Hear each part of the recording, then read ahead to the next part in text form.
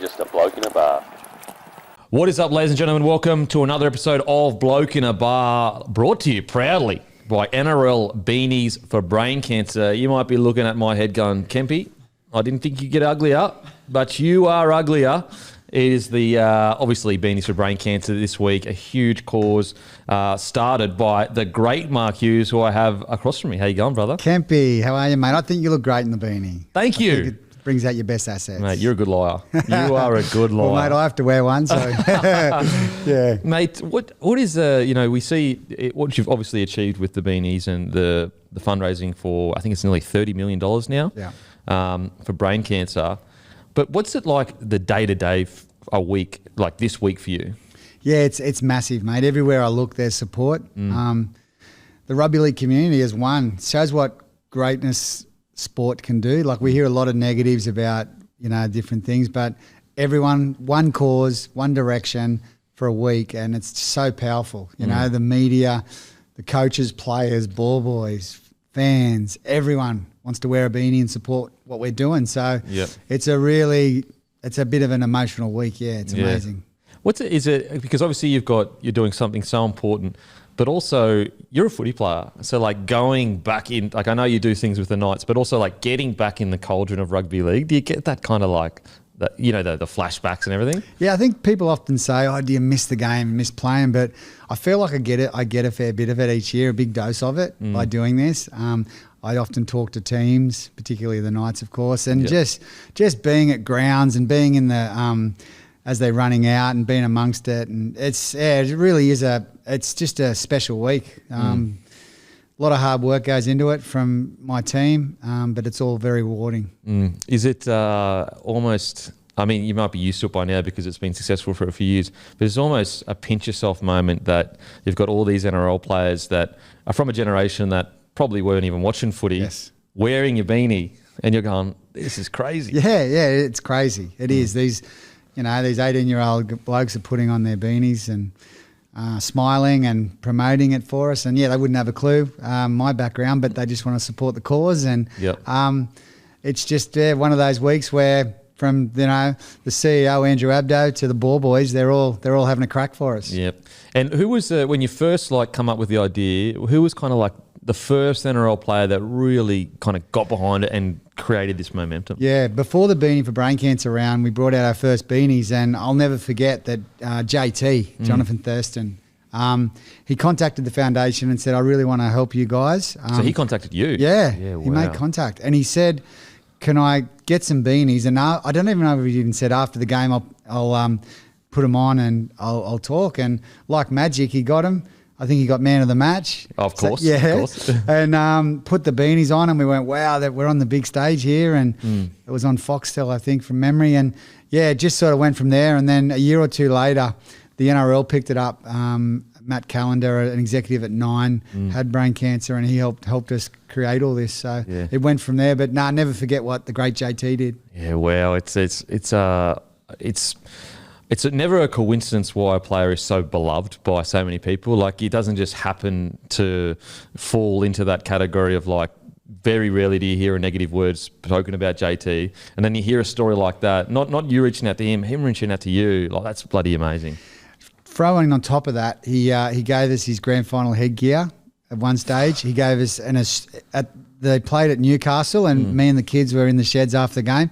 He took his jersey off his back and said, here, that's for you guys. Wow. Like, come on. That's incredible. Yeah, so, and that's going on around in the NRL. There's lots of great players, amazing guys doing that all the time. Yeah, it really is something that, you're right, like, there are, of course, any community has some negative aspects to it and whatever, but there is a lot of good that happens in rugby league.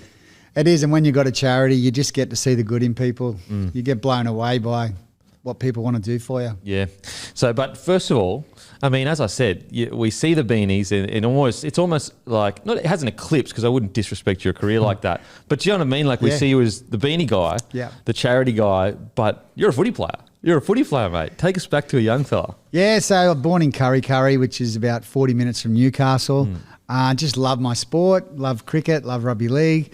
Went through the junior grades at the mighty Curry Bulldogs. Wasn't the best player by any means, but sort of stuck with it, loved it. and sort of hung in there. Couldn't get in the Knights juniors.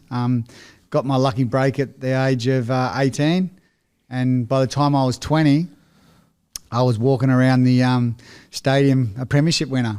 Unbelievable. Just amazing how, and I've seen how life can change for the bad. Yep. And I've seen it for the best as well. Yeah. Because that was a life-changing moment. Yeah, you're right. It's really interesting how, one day you wake up thinking a certain way, something crazy happens in your life, and it completely changes your whole outlook, good and bad, as you've experienced. Yep. But okay, so you said that you struggled to make the Knights juniors. Yeah, just, what probably physically wasn't there, and there was a lot of great players. Newcastle's a great nursery, and just wasn't there. So I had to go through the struggles, and I think like anything in life, mate, if you got struggles and you keep sticking in with them, you come out the other side eventually, and you're better for it. And I had those struggles as a young footballer where I wasn't making the rep sides or being the star, so I had to work pretty hard for it. Yeah. So I think I look back on that and I was pretty grateful that I got to be a normal kid, play for my Curry Bulldogs, and then get my start. So how did you get picked up? Was it just local league footy and you got scouted by the Knights? Or? Yep, so I played in a grand final at 18 for Curry Bulldogs in our first grade grand final, and then from there, trial under 19s. Yep. So I was 19, had a year there. And then the second year was I got asked to trial for reserve grade in 1997. Yep. So that's how it started. Yeah, wow. So basically you get the trial for 19s. Excel in 19s at this stage? No, just had a good solid year. Okay. Yeah, solid year for that. Yeah. Finding my way. Yeah. And fullback or winger? A bit of centre, a bit of fullback, mixing around. That's how I sort of spent a lot of my career. And so basically you just put yourself in a position where you were almost eligible for the trial in regards to reserve grade. Yeah. And so rocking up to the reserve grade trial, I'd assume there would have been some ex-first graders there, and this is when reserve grade was fucking tough. It was. So, we had a lot of senior people still in reserve grade. And so I was fighting with all them to try and get a trial and get a start in reserve grade in 97, and I managed to get one. I signed the lucrative contract in this demountable at training for $5,000. $5,000? Yeah. That's huge. I was $4,000. Some people said I was overpaid. And so, that was me. I was up and running on my contract for 1997. And then midway through the year, I was starting. Back then, you'd play and then you'd sit on the bench, one of 6 or 8 blokes. Yeah. Nursing bruises and bumps, wondering if you're going to get on to play first grade, you know? And I'd start to get a few little goes off the bench. Wow. So do you remember the first time they said, "Oi, Mark, can you just kit up? We just might need you for first grade." You remember the first? Yeah, I remember the first time I went on was up at Gold Coast against the mighty Gold Coast Chargers. Bring them back. So a rainy night, they skipped to an 18-0 lead. I'm shivering and cold and sore from my game before. And I think Robbie Davis went off, injured. On I go. Played 60 minutes, and that probably was a bit of a life-changing moment. I scored a try, had a good game, and I was sort of in the mix. Wow. Yeah. What do you remember? Do you remember anything specifically from the game? I know it's, when people ask me about my career, it's like a lot of it is a blur, but there are like these little moments that stand out. Do you remember anything? I think managing to score a try was a nice moment. Yeah. So that was probably my main memory. Do you tell it 90-metre try? 90-metre try? It gets bigger. My tries do get a lot bigger, and I think it's I tell people that I've got from my brain surgery that there's only one side effect I've got, and the doctors can't explain it. But for some reason, I can't remember any drop balls or missed tackles. So it's a real serious problem. Yeah, that's a problem. But the tries and that, they're in the front of my mind. Crystal clear. Yeah, not a problem. Yeah. Oh, okay. So you have your first game. What's it like when you run out and then, you're amongst the first graders now? And, not just any first graders. This is when the Knights were the Knights. I was amongst Paul Harrigan. Yeah. Tony Butterfield. This guy was a warhorse.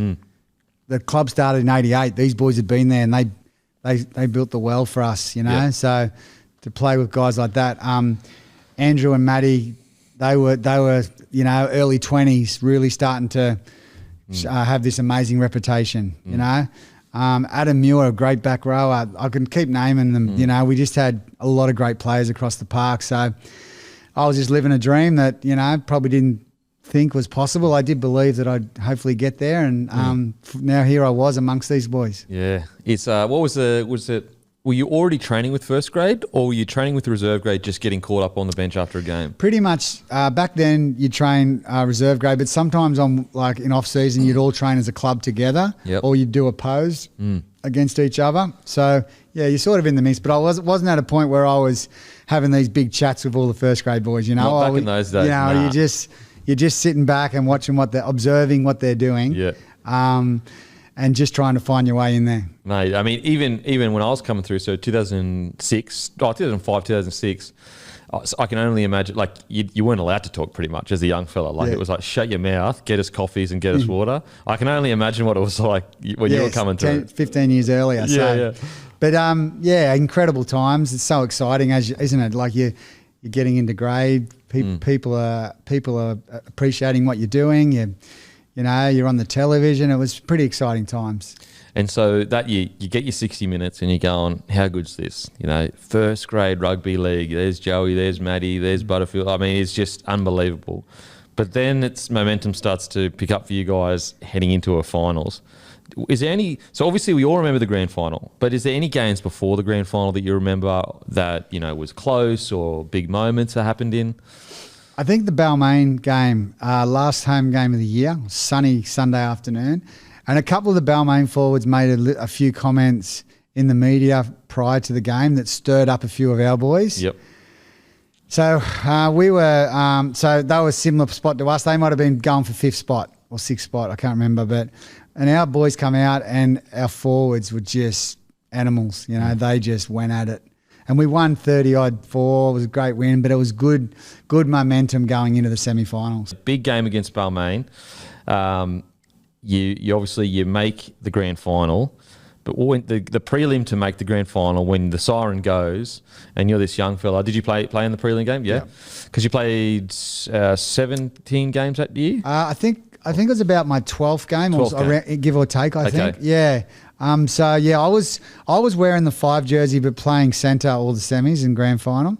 So yeah, we played North Sydney. Yep. It was a very close game, and right towards the end, Matt Sears, who was a very quick fullback, made this 70 or 80 metre run. Darren Albert come from the opposite wing and chopped him just as he was about to score, and that was a huge play for us. Yeah, and that got us through. And North Sydney because they never got a premiership, the Bears, so that would be hurting them, that one, and they went all very close. They went very close. But we got the job done, and Newcastle celebrated. The week leading into that was off its head. Yeah. Yeah. Wow. It's like you're at the peak of your powers. Newey, this would have been first premiership.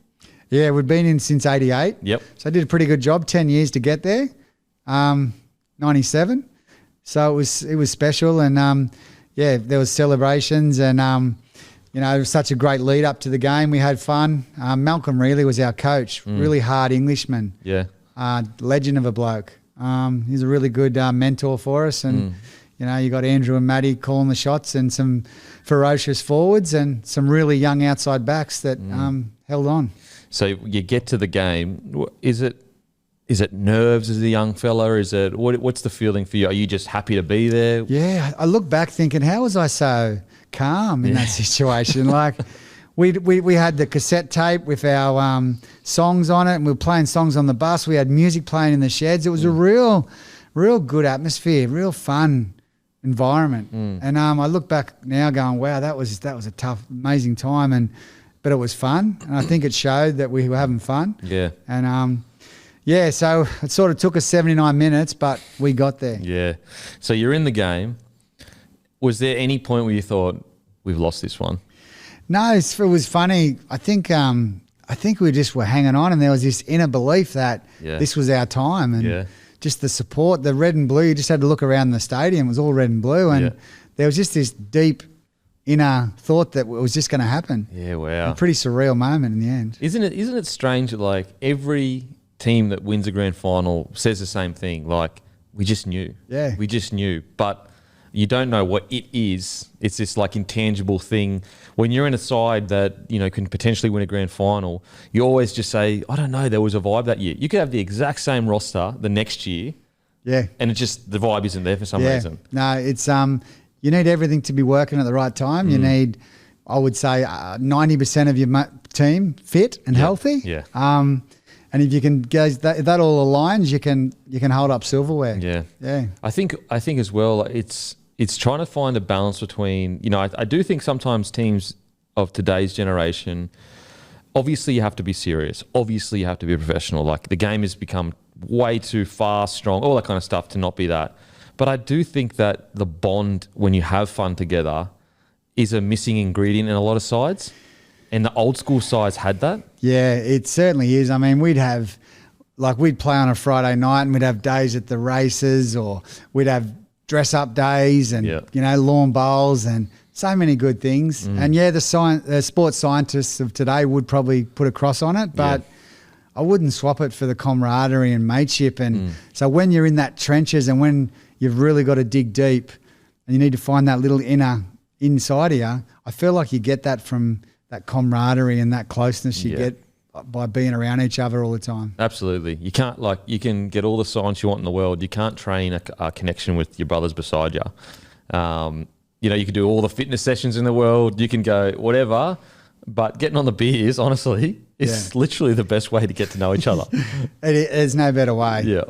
I even think sometimes when we'd had a run of losses now and again, we'd go and have a night out on a Tuesday night. Yeah. And that's the way to get back on track. Wouldn't be caught dead a team now these days. No way they'd have a Tuesday night beer. Okay, so we get to the grand final.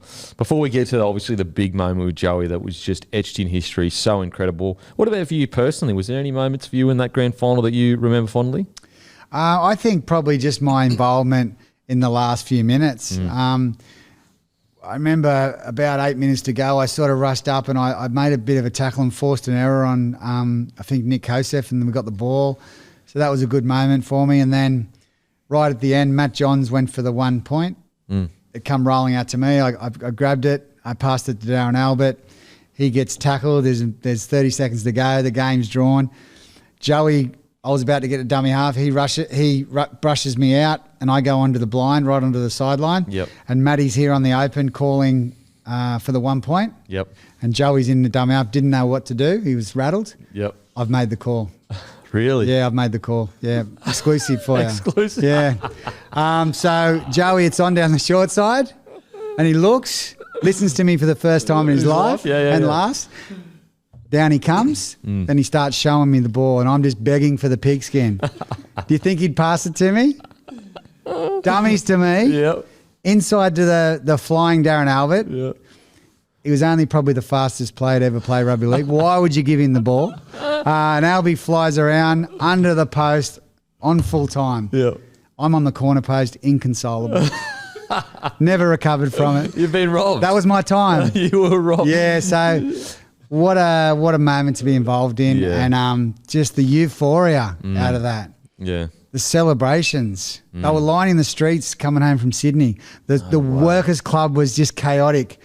It was like we were rock stars for a night or two. Yeah, it was special. Wow. And again, you're just a young fella from the area. Yeah. To think that you got to be part of that moment. Well, I wasn't even really considered myself a regular first grader at that time. I was just finding my feet. I had a couple of injuries, to be fair, that probably helped get me in at the right time. So, yeah, I guess if I'd never achieved nothing else in my life after that day, I still would have been happy with my footy career, For sure.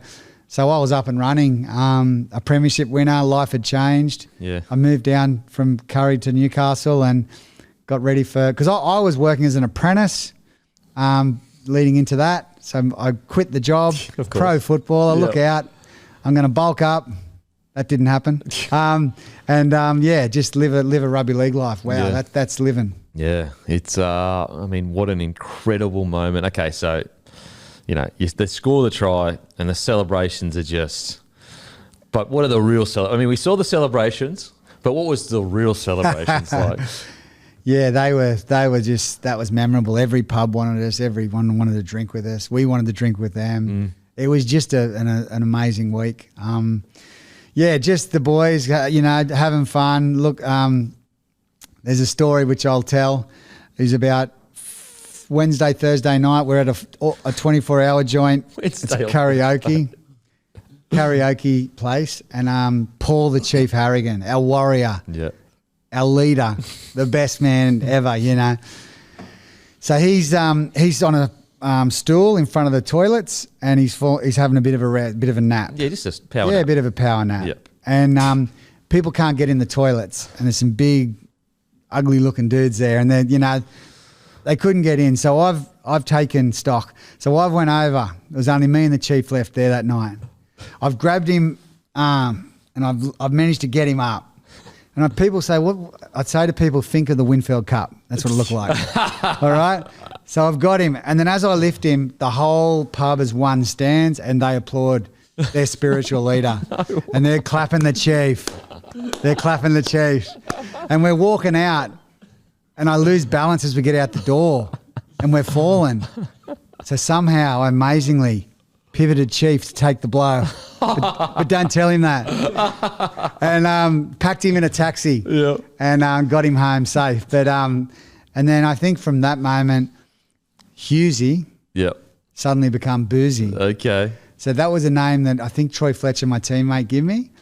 And that was a name that I've lived with. Yep. Not my proudest moment, but anyway, it's acceptance. It's a lofty title. It's a lofty title to live up to in a footy team. I gave it my best shot. So yeah, then I went from Booze or Boozy, and that's what stuck, and that's what I went my footy career with. Wow, the great Paul Harrigan, just powering up. He was about to. Yeah, about to wake straight back up before you lifted I think he's been paying me back ever since because he's an ambassador for my foundation and just does so much. So maybe he's grateful for that night. Yeah. He just doesn't know that you used him as a safety bag. He just can't remember it.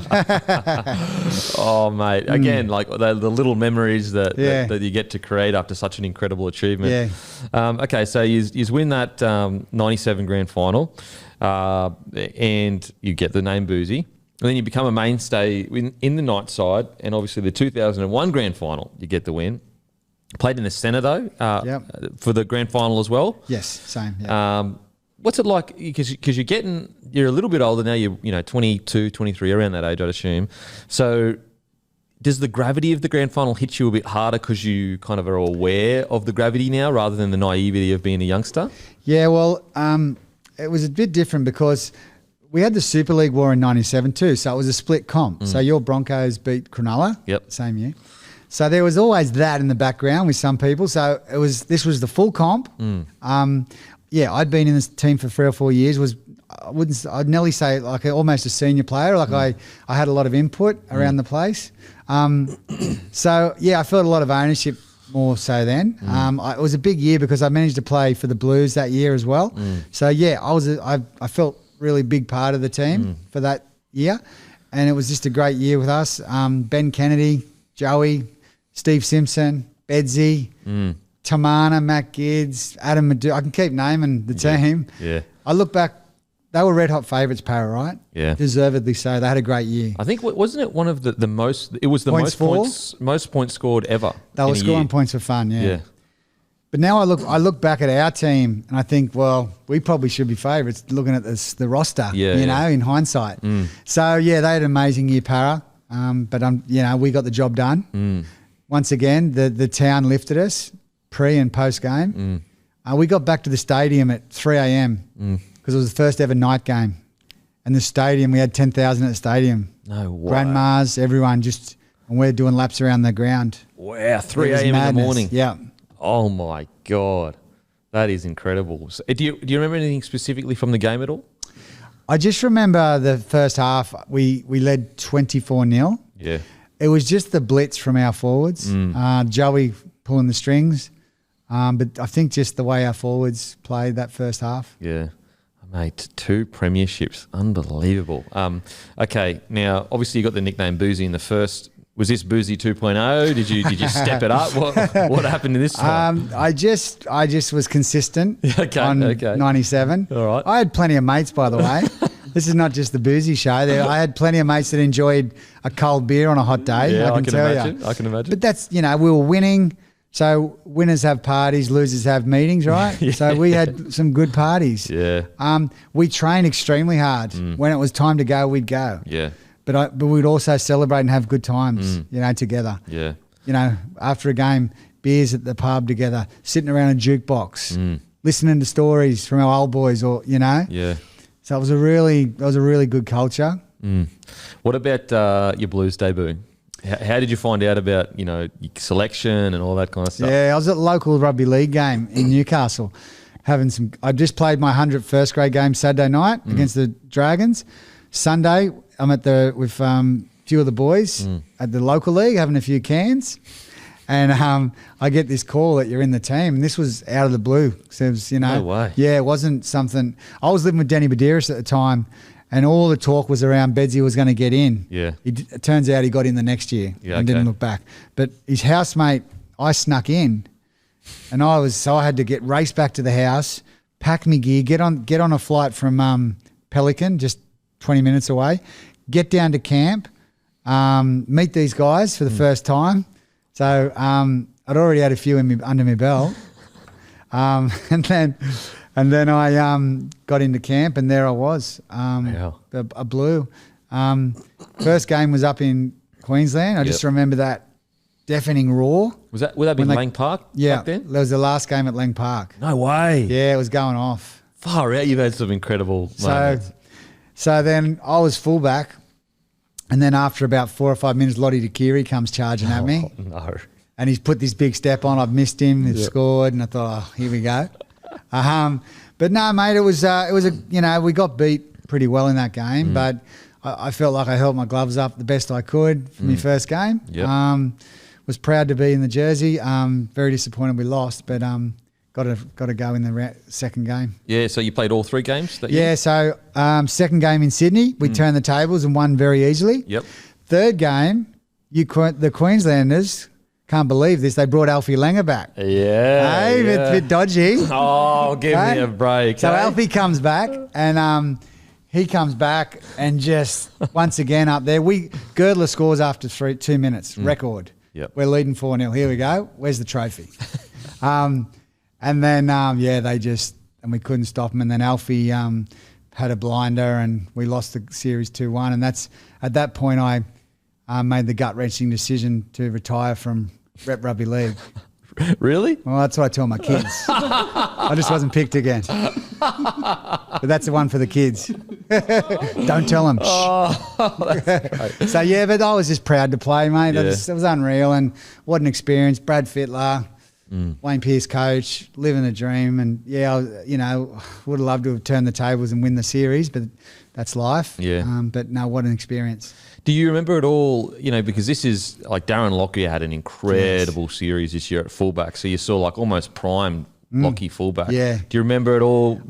He just glided over the field. I played a lot against Lockie. Yeah. I really like him as a bloke and admire him.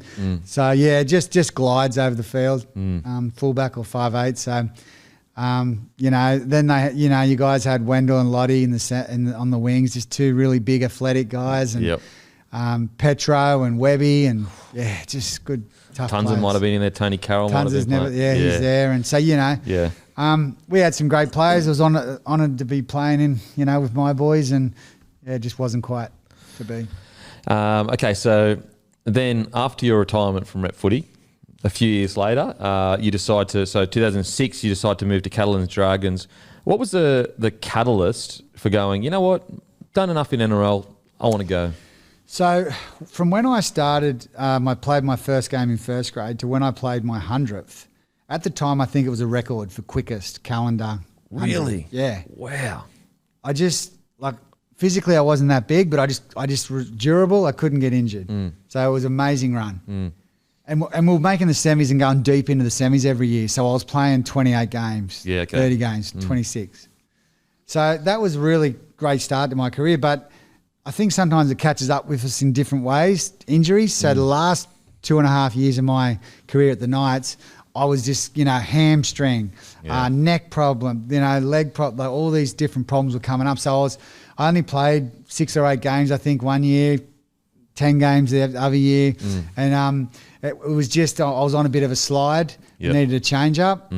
So the option for me was to take my wife and young fella have an experience just to finish my career. Yeah. And Catalan Dragons were starting in the comp. They gathered Stacey Jones, Sean Rudder, who was an old mate of mine, Alex Chan, who's a really good guy. So, yeah, decided that it'd be a great life experience because I was always going to live in Newcastle. Yep. To just go and experience something different. So went to the south of France. Yeah. What a life over there. Far out, eh? Huh? Just a different vibe, eh? Yeah, different vibe. They shut the shops for a couple of hours for lunch. Yep. They go home and have a rest and just, the red wines and the cheese and crackers. And yep. So it's a beautiful life and it was really nice. Not bad for a bloke with a nickname Boozy. Yes, it was it was convenient. Really good. Met some great people. Met some French guys. Yep. They were good people. I think they liked me. I'm not sure what they were saying to me, but seemed like they liked me. It was a nice experience, and I was finished footy. How did you play? Okay, footy? Had a good year. Yeah, I enjoyed it. We won some games. We lost some games. Bit of a history moment. I scored our first try. For the Dragons, in the history, yeah. No way. So that's a little. What about your moments, bro? Like you've had some pretty incredible moments. Like I have. I'm blessed. But we'll also talk about another moment that's not the best. But not the best. You know what? I think in life, when things are going great, don't change. Don't get too ahead of yourself. Yeah. Just like when things aren't so great, dig yourself out of those problems. I think I've been pretty good at balancing those things. Yeah. And I think the great people do that. Yeah, it's we'll get to it. So you're 36 years old in 2013. You're father of 3, and you begin to experience migraines. When you begin to get headaches, as blokes, we're idiots. We go, oh fuck, she'll be right. I don't want it. And the misso's probably saying to us, go to the doctor, and you're saying, no, you're a footy player. We're tough. We're tough. Did you ever think in a million years that it could be cancer? Nah, wouldn't dream of it. Yeah. I had a headache for a day, felt bad. Woke up the next morning. I went, did work for the first hour, then come home because the headache was still there. Then I laid down for the rest of the day. My wife said, you need to go check this out. And I thought, this is a migraine. I've never had one, but I can cop that. Went and saw the doctor. He seemed a little bit, I just could see it in his face. Sent me straight for a scan, and all hell broke loose from that point. Yeah, wow. Yeah, life can change, man. I was going to say, you before you walked into the scan place, you were one person. Yeah. And then when you walked out, completely different. Yeah, and everyone around you, it affects everyone around you because you just get told that you've probably got a tumour. It looks like you've got a tumour, you need to get it removed. Just panic stations for everyone. Yeah. Yeah. Is that, obviously it's hard enough dealing with yourself, but is it a harder job, not a job, but seeing people you love hurt? Is that harder? Yeah. Yeah. Yeah. I think I'm grateful that I got it and not someone else in my family. I'm tough and I'm equipped to handle these challenges like this. I could only imagine what it'd be like seeing someone around you, with that. So, yeah, I've got it. I was not happy, but I was accepting of it once I got my head around it, and I just had to get on with the fight back, I guess. And I mean, when the news hits, are you in shock? Are you? Yeah. I was in shock, and the local paper ended up saying, "Mate, we're going to have to write something about this," and it was just surreal. I remember going and getting the paper. I never would any other time, but I just wanted to see how this looked because just to see the headline and going, wow, that's me. This is really happening, And so it was a tough time, and tough for your family. But I did have a bit of soul searching and all that, but not for long. I was quickly, like as a rugby league player, you get injured, you do physio, you do rehab, and you get back on the field. And that's how I looked at it. Yeah, okay. And that's how I sort of help what I'm doing. Basically, control what you can control, pretty much. Yeah, control what you can control. Control your thoughts. Our thoughts go spiraling out of control. Yeah. And I was thinking about things I shouldn't. So I had to try and focus on positive and strong being that, because you become your thoughts in a lot of ways. Yeah. If I'm always negative, if I was the negative person kicking stones, walking around saying buy a beanie, do you think anyone's going to buy it? Yeah, yeah. I got to be strong, positive, and that's the way I took it on. Yeah, okay. So you needed additional treatment after the surgery as well. Was it how close was it to touch and go in regards to Well, when we first had the surgery, then the doctor sits you down a week later and you got your fingers and toes crossed. Maybe this is not cancer, maybe it's not. Yeah. And he eyeballs you and says, sorry, Mark, you've got high-grade brain cancer. Your wife's next to you. There's no cure for brain cancer.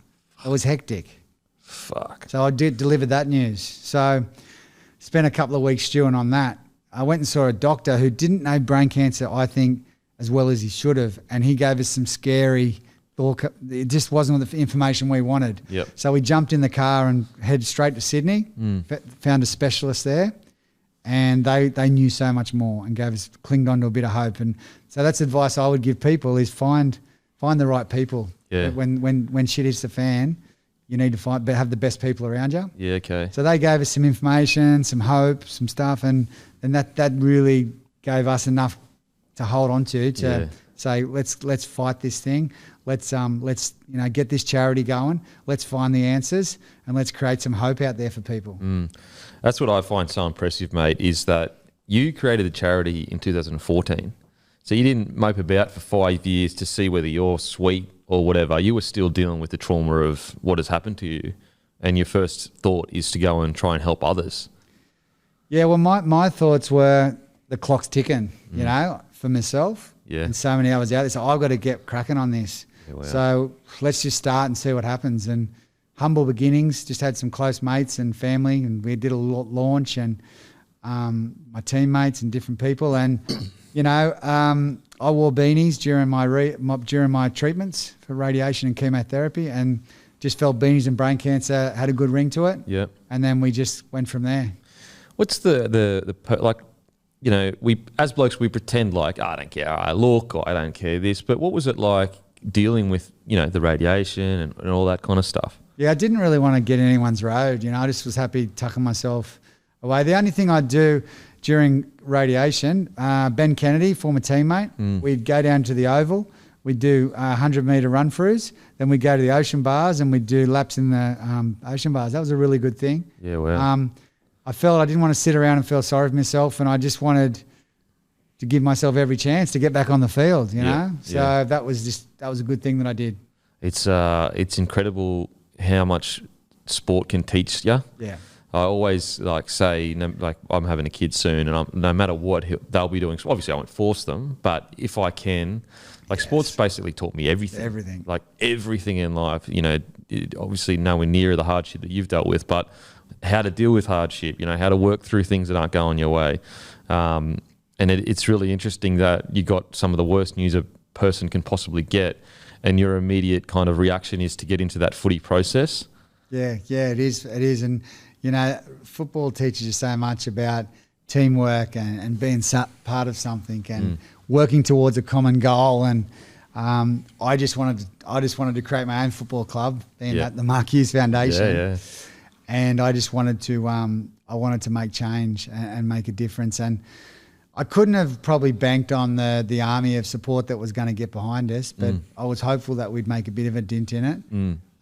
But we've probably made a bang. Yeah. Bang. Oh, mate, made a bang. It's been absolutely incredible. So Thurston, helps out, gets a bit of momentum, but it's, kind of goes here and people don't really see the couple of years before, that it's almost like the growth is exponential. You hit a certain point and then it just goes boom. Whereas they don't see, the ticking over year. The struggles and that. What was the struggle years like for you? Yeah, look, the first year we made the school kids bring their own beanie, bring a $2 coin. That was great. And then we decided to design our beanie, our first ever beanie.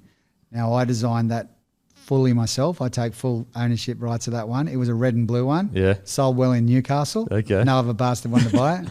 So I was stripped of beanie duties. Yeah, okay. So the team took over that, but we just got clever with our designs. But yeah, so to be fair, I've been in business and stuff, but this charity, we've just had buy-in from the start. Yeah. And I haven't had an army. We've run really lean. I'm 100% volunteer. We've got these little team. We've got the hearts of volunteers everywhere, and we're just going on the up and up. Mate, it's absolutely amazing. And nearly $30 million raised. Okay, so When do you reckon it was the first kind of time where you really sat back and was like, holy shit, like this is a big deal now? Yeah. I remember the chief went on I'm a Celebrity, Get Me Out of Here. Oh, yeah. Yeah. And every night we'd gather on the lounge and watch the chief, and he's in the jungle. And this is just before probably, I reckon, the NRL Beanie started. So, and I remember one night I'm walking to the lounge. I got my cup of tea. I got my Tim Tams, and as I sit down, Chief's on there, and he's got this big, thick, shaky type of drink that he's about to drink, and he goes, yeah, I'm doing this for my mate Hughesy. I'm doing this for the Mark Hughes Foundation. And as he's doing that, I'm dunking my Tim Tam into my cup of tea, thinking, I shouldn't be doing this. Yeah. I'm not a good mate, but I just did. Yeah. And then the chief sculls it, and it runs down his shirt, and I'm thinking, to have mates like that, how good's that? And I've got lots of mates that have done that for me, and that's why I'm sitting here today. Yeah.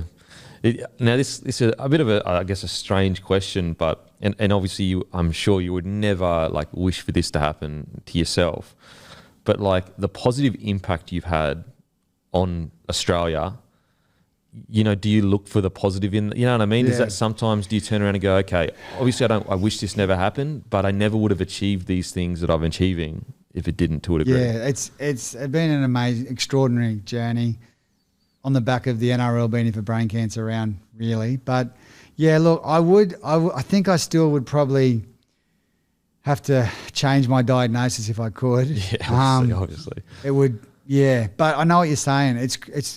I've gone through this horrendous failures and struggles, and I've popped out the other side, and then I've created this foundation, and then people have wanted to back it and support it. And my life at the moment is really great. You know, I'm surrounded by great people. I make a difference. I help. So that is wonderful. So my life is better than probably it ever could be. I've learnt a lot. And as long as I can stay healthy, you know, I get scans every 4 months. Yeah. If I can just keep getting the go, I'm living my best life. Yeah. Well, I mean, as I said, mate, the impact you've had and its impact that, you know, echoes generations, you know, this is, and a lot of men could only dream of that. And as I said, like you would always change the diagnosis, of course, but it's pretty incredible what you've done, mate. Yeah, it is. Thank you. It's there. I have to pinch myself for the support. And over this weekend, I don't know where to look. I don't know who to thank. It's amazing. But I think the thing that I've learned a lot about is the power of presence. And I realised pretty early on I can't look back and change what's happened. And I don't want to look too much forward and worry about the future. So if I can just make today count, if I can just get up tomorrow and do that again, my life's going to be pretty good. So I'm trying to just do that day-by-day stuff. And, you know, I've got Air Locker Training, which is group training. Yep.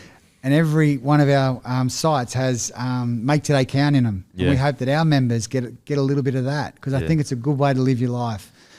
Just make it count today and then go again tomorrow. Yeah, it's Air Locker Training. Tell us about that, because you know, I was running my own business. I'm always so interested to see, you know, what was the thought process behind it. You know, what was the point of difference? What's the kind of strategies? Obviously, Shandor, he does some podcasts with us sometimes.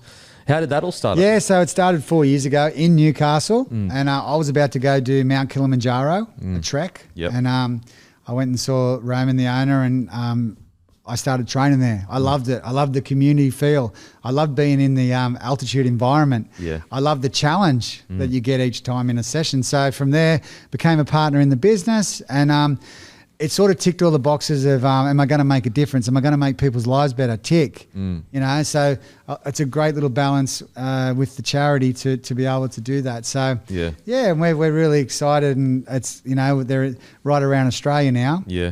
And we're getting better all the time with it. So, yeah, that's another little part of my life that I'm very proud of. And for people listening, obviously it's a gym that you can train at altitude, and that obviously makes you fitter. Yeah, no masks. The air will come in through the ceiling, but you will train at 13 or 14% oxygen in the air rather than 21%. Okay. So your body's going to burn 20 to 30% more calories in that time. So you do a bit less to gain more. Wow. And there's little impact on your body. You're doing all these awesome movements in the room.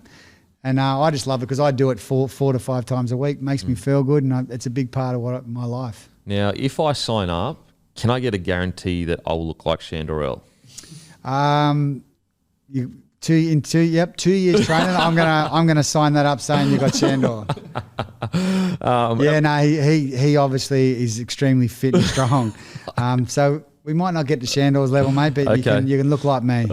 Hey, that's halfway What there. more could you want? Exactly, mate. I also love how it ties into an ever-changing kind of world where we've got less time. We're working more, and so if you can burn more calories and get fitter with less time, that's time is our greatest asset at the moment. Time, that's exactly right. So if you've got 40 minutes, why not get 1.5 to spend for that time? And the good thing is, because it's pretty low impact on your body, you can train again tomorrow and train again tomorrow. So I think make today count.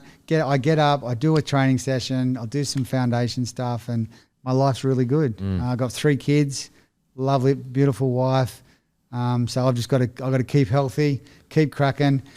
We're going to create some history with this foundation, because this is all great. All this fundraising, all these beanies are great.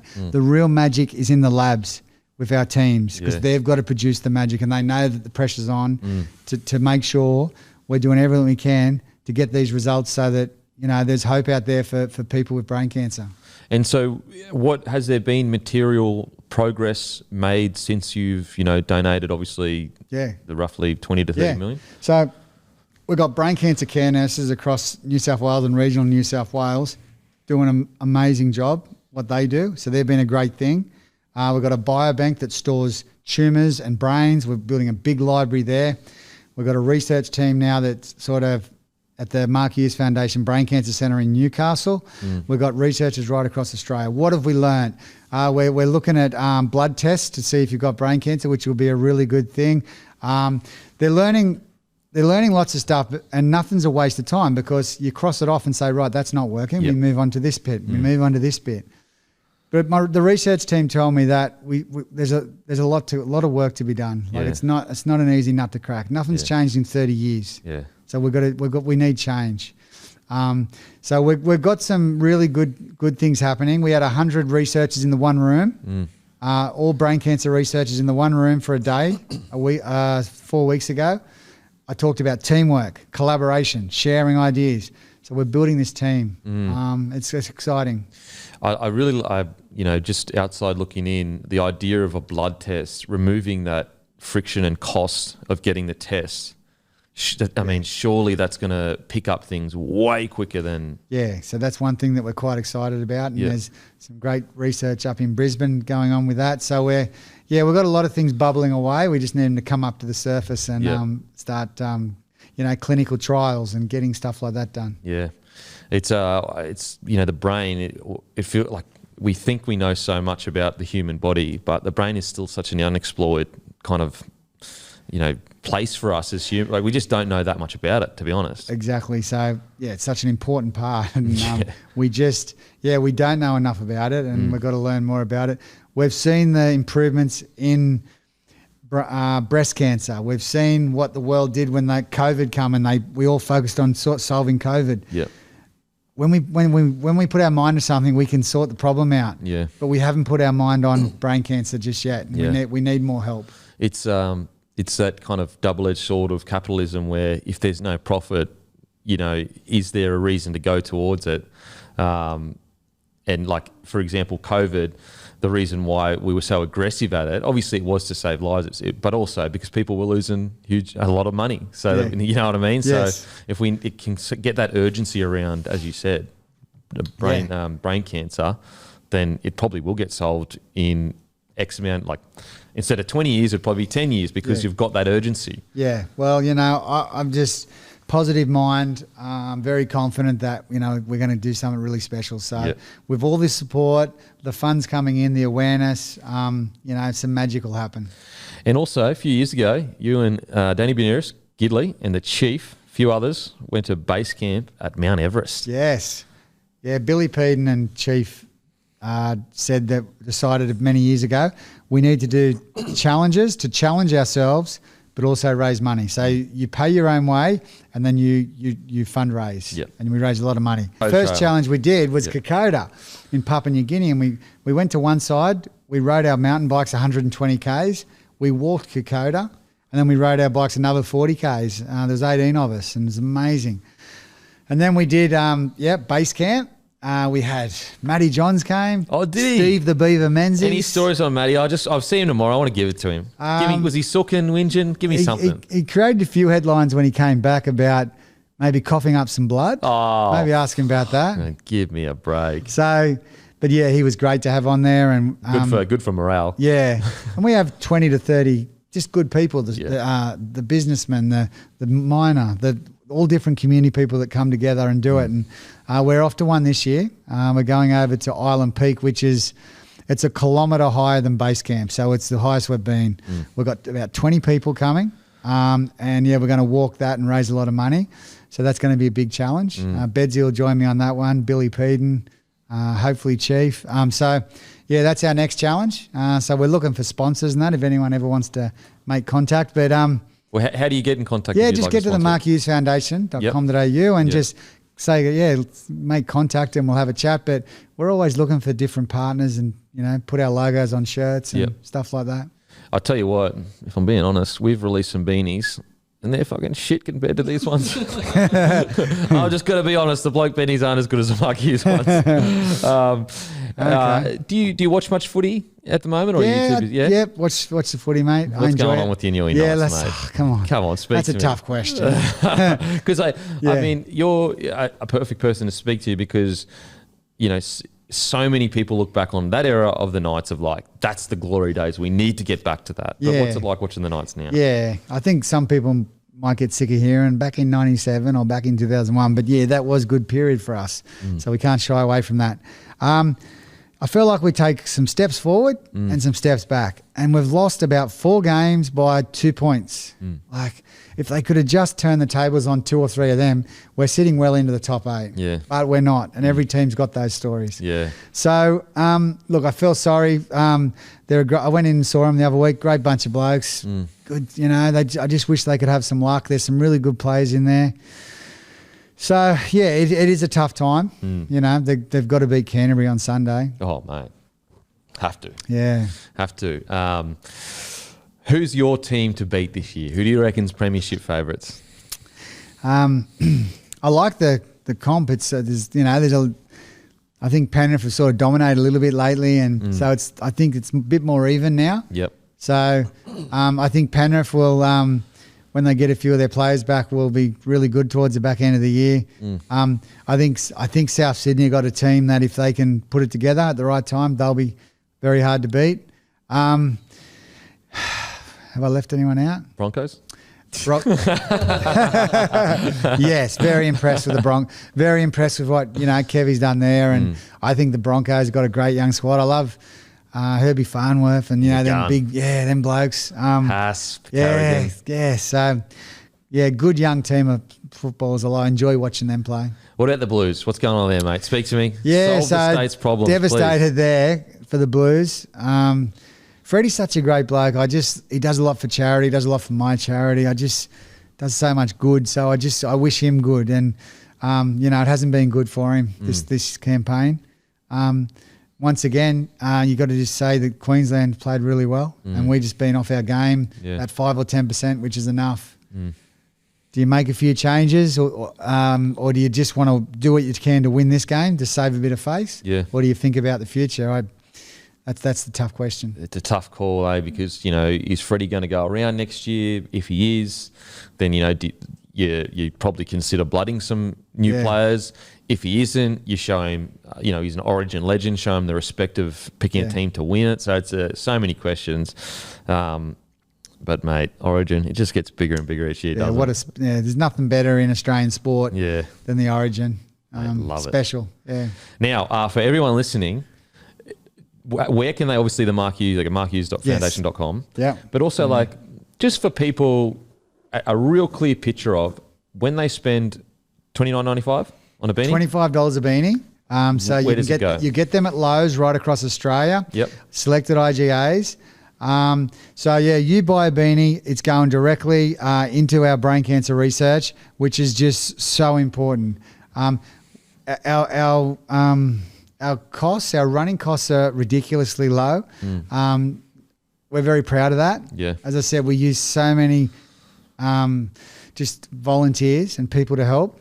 So know that you're not getting chewed up in fees. It's just going into our research, you know, so that your sister, your cousin, your mum, if they need help, the Mark Hughes Foundation will be there. So it's important work, but we do need your help. So please, if you're in a position, buy a beanie. Because you said earlier you don't take a wage. No way, no. Yeah. So complete volunteer. Yeah. Proud of that. I'm doing this to solve the problem. Yeah, mate. Absolutely incredible, mate. Seriously, it's amazing what you're doing, and each year always try to support it because it's a bloody good thing you're doing, and also not a bad career, mate.